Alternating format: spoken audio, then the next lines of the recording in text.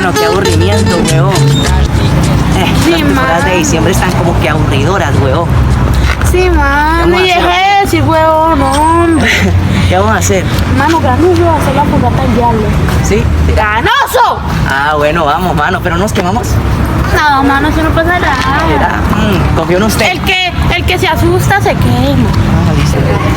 Ah, ya están los muchachos, voy a ver qué están haciendo. Yo, muchachos, ¿qué están haciendo, pues? Yo, muchachos, estamos aquí armando la fogata del diablo con un aburrimiento aquí. ¿Qué están haciendo? ¿Qué estamos haciendo? La fogata. Pero sin vela. No, espere, yo traigo la vela y la candela a mi casa. Listo, hermano. Ya tengo las cosas, vamos.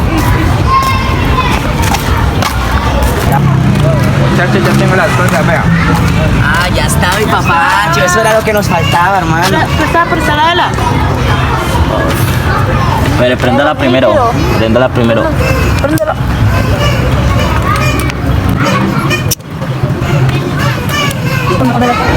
Hermano, pero la cera.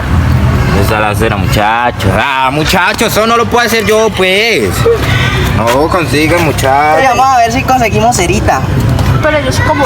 Listo, hágale, vamos. Vayan a conseguir ustedes cerita. porque yo ya trae las cosas. Sí, hágale, hermano. Muchachos, tengo una idea.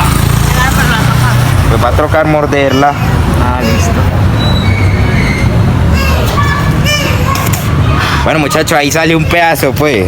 Listo, mi papacho. Dale la tapa, pues. Uy, no, ¿cómo piensa, hermano?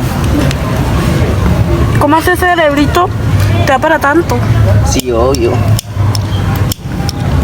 Y ahora ya no quiere prender la Y ahora ya la vela no quiere prender. Mano, nosotros somos unos montañeros que te quieren. Si hubiera un huevo le fritaba uno, pero como a Gordy no hay manteca. Listo, mi papacho. Ojalá no vaya a pagar. Ya esperar, muchachos. Hermano, el gordo de cagó. ¿Cómo se nos va a ir? No, pues mano, eso ya está listo, échale babas, pues. A ver.